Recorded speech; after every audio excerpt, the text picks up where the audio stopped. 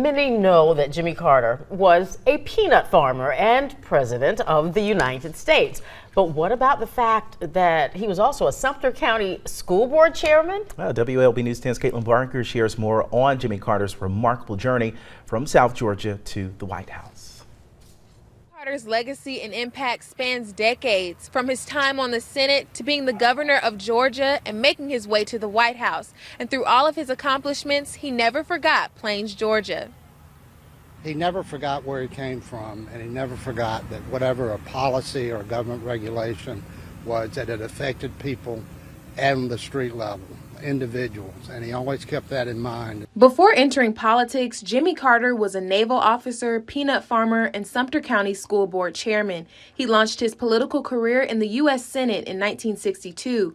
After initially losing the race for Georgia governor in 1966, Carter ran again in 1970 and won. 6 years later, he would become the first and only president from the state of Georgia, winning the presidential election in 1976. Even as the leader of the nation, he never lost his connection to the people. Once his presidency was over, he continued to do humanitarian type programs and activities. And I could relate to his background as being a peanut farmer because I grew up in South Georgia where I worked on the farms, and I could relate to that part of his life, and that made him a man who was very active in his community and active in his church. That's another thing I liked about him.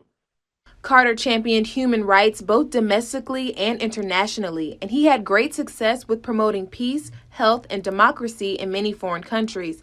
Through all of his accomplishments, Jimmy Carter's work ethic is something to be admired. And Jimmy Carter would never be called lazy. He cared about people who had no voice. He cared about justice and equity, and he cared about making the world a better place for people.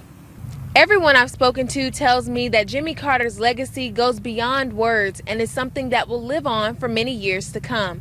I'm Caitlin Barker reporting in Plains for WALB, your hometown news source.